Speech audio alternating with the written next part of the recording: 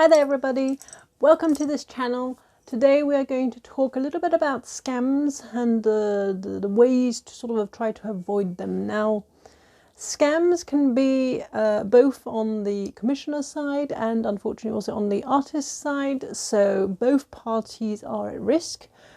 People in both parties can try to scam others. This is really sad for everybody because in the end it just creates a world where we can't trust anybody. And I think we need to sort of back up, justify ourselves even more nowadays because of these scams. Unfortunately, this is all even worse because we are online now.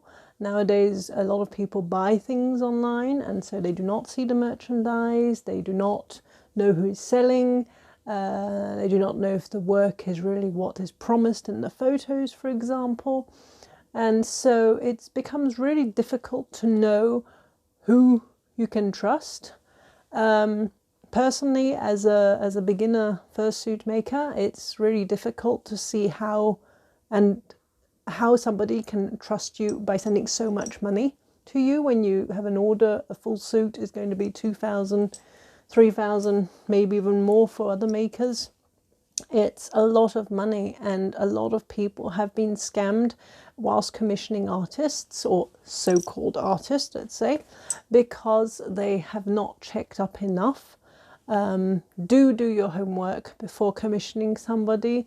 Do listen to red flags that come up in your mind. Trust your gut as well.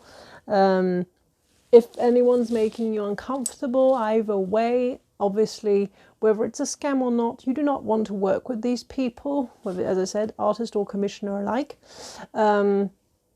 It's going to be really hard to tell the difference between the two, but there are a few little things that you can do to check.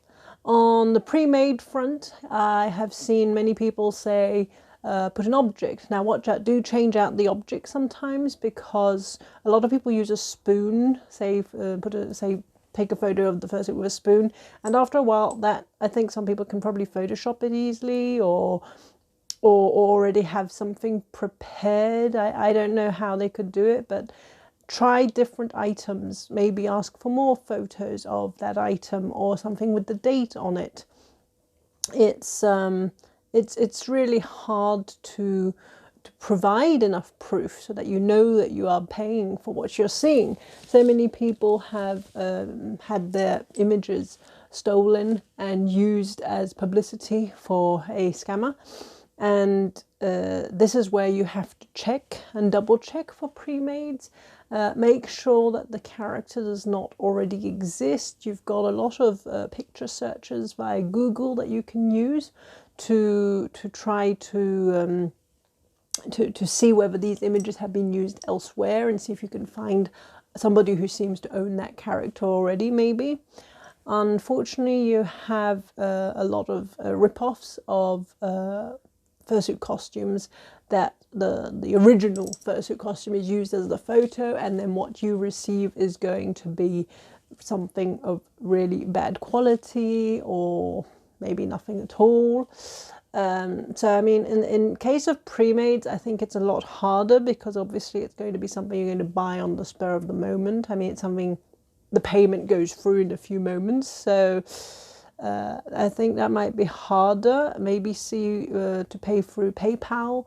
That way at least you can be protected by the legal legal backup from PayPal, which I think can be quite useful, as long as you pay for commercial goods and not paying via friends or family. Friends or family will null and void any proper guarantee of protection for the item and for your money, obviously. So do remember to pay, even though you have to pay an extra fee on it. Do think about trying to do it like that, because you will not be protected otherwise. Afterwards, when it comes to commissioning someone, obviously there I am more concerned, because I am a fursuit maker as well. For me, I think the main thing is trying to show who I am to start with. being a new fursuit maker, people don't know me, people can't recommend me since I'm not out there enough yet. I've only had a couple of orders, so it's a lot harder to justify that I'm a real person, justify that I am legitimate and actually going to provide the service they are paying for. So this is where I think, and interestingly, I have received orders through meetups and conventions because these people have met me in person, and I can show them that I am a real person. Because unfortunately, on all these online web sort of social medias, platforms, websites, and everything, anybody can make a website, anybody can build up a social media in like 2 seconds and say this is my name and have a few pictures, 1 or 2 pictures and that. And that's going to be a lot harder to trace a person if they've only got like one system. So that's the first thing I'd say.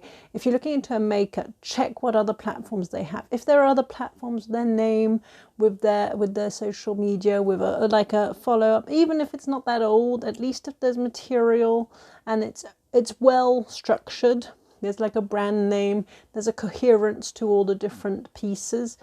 That will be better than just having one person on Facebook saying, I make suits, that's it.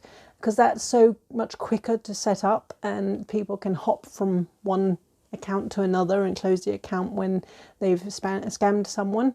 So yes, try to find multiple platforms. Obviously look for reviews of the maker if there are any. As I said, of course, in my case it's difficult because I do not have any people who've reviewed me yet. The costumes are still very young.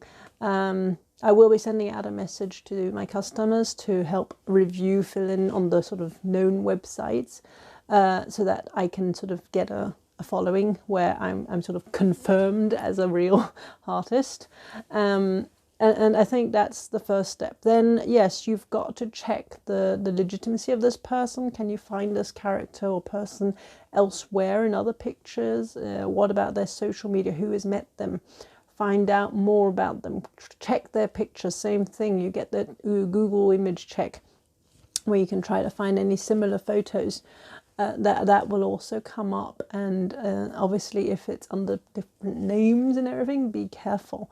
Completely different names where there's no link between them at all, because then that might be somebody jumping around from different accounts to scam different people via these different accounts. That being said, just because somebody's got several brand names or several names, I personally have a lot of different names since I've evolved through different projects. That being said, there is going to be, as I said, a coherence through my websites. All things like the colors I use, things like the font I use, things like obviously the main thing, the name. Although For Your Spirit is the brand name for the fursuit making, I've had other brand names linked to me, Rats and Tails Spree, Menagerie of Felt Enchantments, but you will always find my artist name here, Firestormwing. You will find that in my other platforms which have been linked to these older brands. The only thing that might not be quite so visible, for example, with my work is when I do what I call flat work, so any drawing or artwork on paper or digital, I will sign with MFE. And so in this case, it's another way of recognizing my work, for example. So find those different pieces of work from the different people, find those different platforms, and obviously, yes, if you can get reviews, that's even better. But unfortunately, beginners will not have reviews. So it's I mean, for me, the 2 people so far who have ordered and the next 2 people who might be ordering, we'll see. It's really amazing that these people have put their trust in me and I've made these suits for them, and I think that's beautiful. So please do not, just because it's a beginner, give us a chance. I just thank those people for having given me that chance to start, and hopefully it's going to snowball. But yes, some people will be new and won't have the experience yet. So obviously, yes, you want a suit that is wearable and comfortable. But it's very hard to judge what the quality is going to be like. Do ask for information, ask for details. A good maker will keep in contact with you, will send you pictures. A good maker will not ghost you the minute you start asking questions. If you ask questions, always keep asking questions if you need it. If somebody really wants to make this suit for you, they're going to answer, and hopefully in detail so that they're clear. I don't really appreciate it when I see some makers say, I mean, yes, we don't have the time. Of course, I don't have the time either sometimes. I'm rushing. But that's not going to stop me from paying attention to my clients. I do not understand these makers who said, oh, I don't have time to talk to the clients. And some clients have said that they have had no news for several weeks. Now, sometimes, yes, between maybe a payment and the starting date, if it's been established beforehand together that there is like 3 months, 4 months, maybe more, I don't know. Maybe then it's normal. You won't hear anything from that person. But in any of what I call the active time, it's obvious to me that an artist should talk to their clients and tell them what's going on and how things are going. It's why I really encourage you to ask questions, ask for details, always ask for more details. And coming back to these details, talking about these details, it's going to be very important to establish what you are agreeing on. And that's where I'd say have a contract. Make sure there is a contract. And the more professional and detailed the contract is, the better. Check that it protects you. Check that it protects the artist. Make sure that you are both protected on both sides.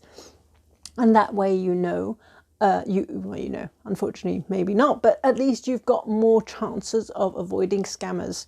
Scammers are not going to want to spend too much time on this. Now, some will do a long thing, so unfortunately you cannot escape everybody. Some will work out some system. There's always the risk of getting scammed, unfortunately, on both sides.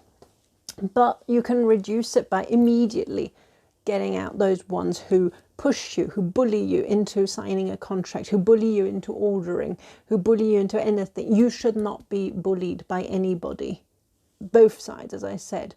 If a client's there bullying you all the time, you have got to put that in your terms of service and sales. That way you are protected to avoid any conflict like this. If the client or the maker suddenly doesn't say anything to you when there's a due date, or if you're asking questions, these are all red flags. Non-response, any lack of detail, any bullying of any sorts, especially to get you to order. Yes, we are very anxious to get an order. We need an order. We are depending on you to live off our art. So we need orders from you.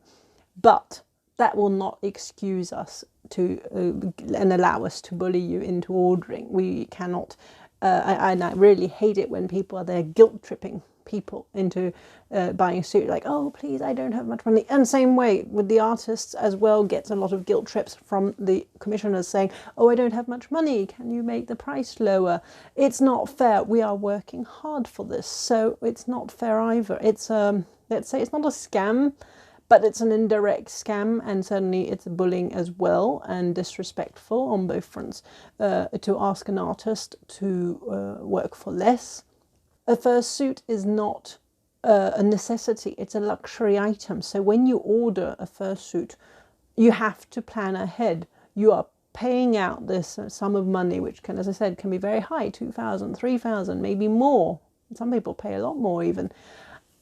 Be prepared. If you have an emergency, if you've got responsibilities like car responsibilities, school payments, or I don't know, any payments that are going to come, before ordering, you have to be sure that you are able to pay all these things as well. And it cannot be allowed for you to rely on the artist reimbursing your money because you have cancelled the order. It's not fair on anybody. So these are not direct scammers, but it's also just a proper code of conduct, let's say, when you order something. The scammers are going to be really trying to, as I said, get you to order. So any pressure, getting you to hurry, getting you, yes, we can say a few things like saying, a little warning just to get you moving a little bit. But anyone there saying you have to decide by the end of today or by the end of this week, it's ridiculous. These are red flags. Do not listen to that. You have to take your time to decide if you want to order from this person, what you want to order as well. Make sure that you know what you want to order. That's where it's also going to be important. If the person, the maker, is not taking any info or not being detailed about what you want, that can also be a red flag, I think. Whether it's a red flag for just bad exchange communication or whether it's a red flag for an actual scam, to me it's all sort of negative, because you are paying all this money. You have the right to express all the different details that you want in your suit, and the artist has the right to evaluate whether they can do it or not. For you, obviously, yes, they want the details, but sometimes maybe there's some things they cannot do. So in this case, obviously, that's where you've got to talk. As I said, communication, whether it's in personal life, business, or any of this, it's communication all the time. If the artist just asks for a few bits of details and nothing too serious, that's not very good, and you're going to have more risks of having a suit that will not either not exist or not come at all, or maybe even a bad quality suit, maybe if you're lucky. Or I mean, it's how is the suit going to fit what you want if you are not detailed about it? So in this case, the maker sort of professional presentation when you first get in contact asking for a quote. You can evaluate on that. Ask for a quote. Same thing. Some people will want you to order first and then decide the details later. No, decide the details later. Establish the payment, how you are going to pay, when are you going to pay. Establish all that and create a contract. I have spent ages making these files for quotes and files for contracts to try to make sure that everyone feels safe. Make sure that I feel safe, that I've got protection if the commissioner cancels. I know I've got non-refundable things, so I will not be out of pocket in the end for the work that I have put in. I've got several levels of payments as well, depending on steps. So let's say I have the 30% deposit, which is non-refundable, except on extreme withdrawal from my part if I cancel the order. That is a set thing, because I have been, any artist will be working on the quote, will be working on planning it, or working on all the research for your costume, for the fur and everything that they might need. This is all work that is not officially counted in the price, as in hourly salary. This is all work that's done before, and this is why you're paying that money up front, and it will not be refundable, because it covers all that work and energy. And then obviously the materials that they're going to have to buy. And if a commissioner withdraws, then at least we are not left out of pocket because of these expenses we have had. So there will always be that. I think for most people, I've seen most people have this 30%. And then afterwards you have all the different tiers of payment, especially if you've got payment plans. But same thing, put everything in the contract. I put everything in the contract, and try to show any sign of good faith. For me, I say I offer to exchange. Well, I request an exchange of IDs, for example. I send you a copy, scanned copy or a photocopy of my ID, and I expect the client to do the same as well. This way we know who we really are, because yes, it's rather unusual, but in our world, there's a lot of people that I know only by their fursona name. I do not know who they really are, what their real name is. And in the case of a transaction like this, you need to know the name of the other person, even if you never use it as such, but you need to have that identity. Same thing, you're giving bank details for transfer and everything. You want to have at least a real ID. So that's what I suggest to look out for and to do. Always detail everything beforehand, before signing a contract. Make sure you get all those details and you both agree on all the details. Do not forget to read the terms and conditions. Watch out for any website pages that are lacking information, that seem a bit sparse, bare. Maybe you get some websites where there's like just one page with not very much on it. Now, none of these are going to be absolute no-nos from the start. I mean, just because you see somebody who's got several names or several different websites and stuff, don't try to find all the things that go together to decide not to commission someone, or as an artist to not accept an order from somebody. Do check any warnings as well. You've got websites and on Facebook and stuff, you've got warnings, scam warnings as well. So do check them out now and then to be sure that you are not encountering one of these people. But as I said, time. You should not be pushing. You should not feel pushed to order. You should have good details, good communication. Know when there is going to be communication. Know when maybe there might be a sign period. If your suit is not going to be started for another 6 months, it's confirmed that it's normal that you might not hear from the artist in that period of time. Confirm that that's going to be a void moment, and then yes, as long as they start communicating again when they say they will, that's the essential thing, really. Obviously, yes, talk before signing the contract and paying that 30%. Talk to them, see how open they are to you. A lot of it's going to be gut as well, so you've just got to follow that gut before you pay up all that money. Have clear terms and conditions of sale for the artist. Make sure you're clear. Try to find a way of covering yourself for any different situation.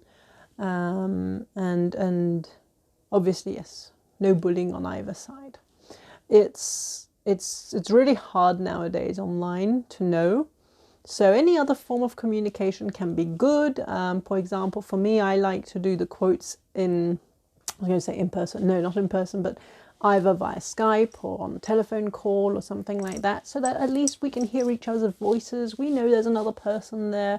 It's not all just online messaging where you just have no idea who's on the other side of the keyboard. So at least that way you can create more of a link if you can either even Skype. As I said, I haven't Skyped yet because I actually met the people. I already knew them from a convention, so I didn't really need that. But it's when you don't know them at all, I think it'd be good. And I think for any orders I might have from people who I've never met at all, I think I would maybe request having an online Skype video chat to talk about it. So that way, I think it's also useful because you need to know a bit more about this person. If you're making a suit, especially for ones who want a tight-fitting suit, the artist needs to see what you're like, what the person, the client is like physically, what sort of shape of head, what sort of shape of body is and everything. Seeing a little bit like that, because you can ask for photos as well. I'll ask for photos and I'll give a detailed plan of what needs to be done, like the duct tape dummy. But yes, obviously I think that would also be interesting as well, and that will also just be another way of reassuring people that you are a legitimate maker, and that the artist is, and that the client is serious as well. If both parties are willing to put in the time and the work for this order, it's a good indicator, because this costs a lot of money and a lot of work. So it costs a lot of money to the client. It costs a lot of energy and work for the artist. So to me, it's not normal if neither of them are willing to put in the time to get this costume. It's going to be a good indicator. So take your time, both of you. Take your time to establish everything and make sure everyone is happy with it. Also, you can try to meet up at conventions beforehand if you need to, depending where you are, obviously. So I think that's it for now. I mean, there's other videos who've talked about this with more links about how to do searches for images. I'm just showing you what I've tried to organize to help, and this is helpful for you and will help protect you a little bit, protect you all a little bit from any scamming. So please stay safe. Talk with your maker or your client, and always be polite and respectful. Thank you very much. Then I'll see you then. Bye.